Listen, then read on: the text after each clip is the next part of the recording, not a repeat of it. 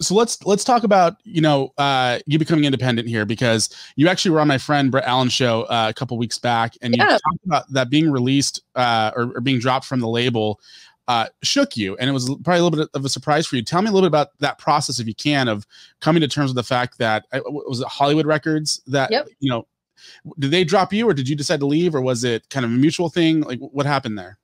Yeah, they dropped me, and it was just it was totally out of the blue. I didn't see that coming, and I just kind of I was ready to release an album, and I got a call just randomly, and they said, hey, we're not putting out your album, and you're not with the record label anymore. And obviously in the middle of like everything that was going on in May of 2020, there was obviously a lot of other stuff, and a lot of bigger losses that people were dealing with. So I say that, if that was the hardest part of my 2020, then I had it pretty good. But it still was like surprising and shocking. And it took me a while to kind of like get my feet back on the ground and keep going. I felt like I was kind of just like at the bottom of a mountain looking at the top, wondering like, how am I going to do this by myself? Because I was so used to by then I was so used to everybody doing everything, marketing, radio team, figuring out, I mean, literally everything. I had a team of, I don't know how many people work for that label, 150, 200 people.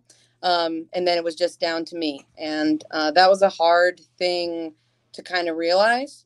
But I finally got, I finally kind of pulled my big girl pants up and said, you know what, you have to do it. So I'm making music again, and I'm doing it independently. And that's something that I was scared to do for a long time, but I don't really have another option. And now that I'm doing it, I realize it wasn't as scary as I thought it would be. I think a lot of times we, when I say the mountain reference, like I think a lot of people think of stuff like that. Like, I know I always think things are going to be worse than they are, or like if it's a scary situation, I think of the worst possible thing that could happen. And it turns out it's not that bad. And I'm doing it.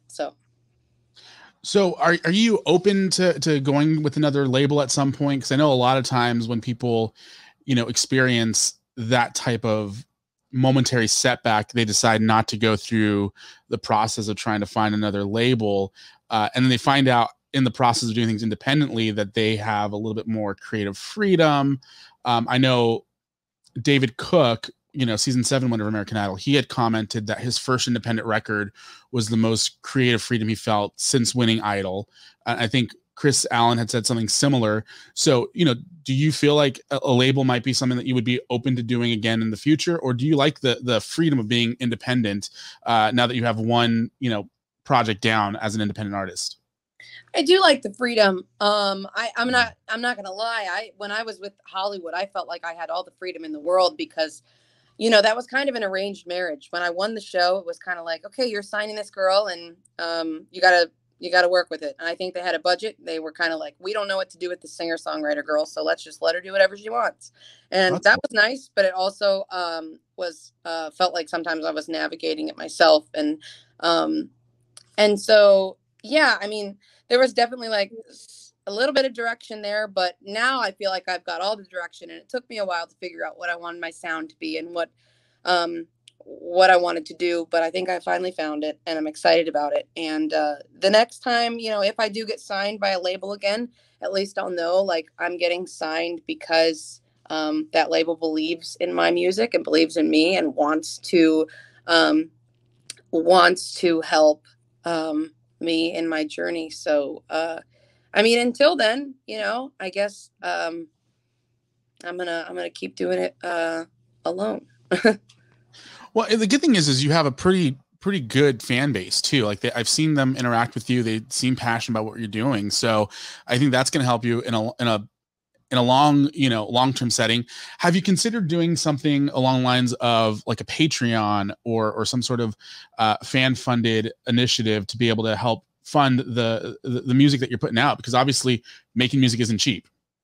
Yeah, it is very, very expensive. And even with the independent rate, which is like, I don't know, 15% of what a label would pay, it's still so expensive. And I understand that it's expensive, because on the other end of things, if I were to pay, you know, $4,000 for a song, and then something massive happened with that song and it did great, the producer still only got $4,000 out of that. You know, they don't see the royalties on it. So I understand that the price tag sometimes has to be more intense. But I forgot the question that you just asked. I'm so sorry.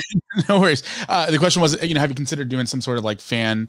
Patreon. Listen, I have considered that over and over, and I also have I have a ton of emails constantly from the people at Cameo that want me to do the Cameo thing. The problem is, I don't know if I have commitment issues or if I don't know what it is, but I am a little afraid to commit to this Patreon thing and know that people are paying for this every month, and that I have to deliver, and I have to deliver something awesome because these people have to get their money's worth. That's what scares me. And so for right now, I'm thinking I'm not going to do a Patreon because I don't like to overpromise and underdeliver, and I don't want people to be disappointed when they're paying for something. You know what I mean?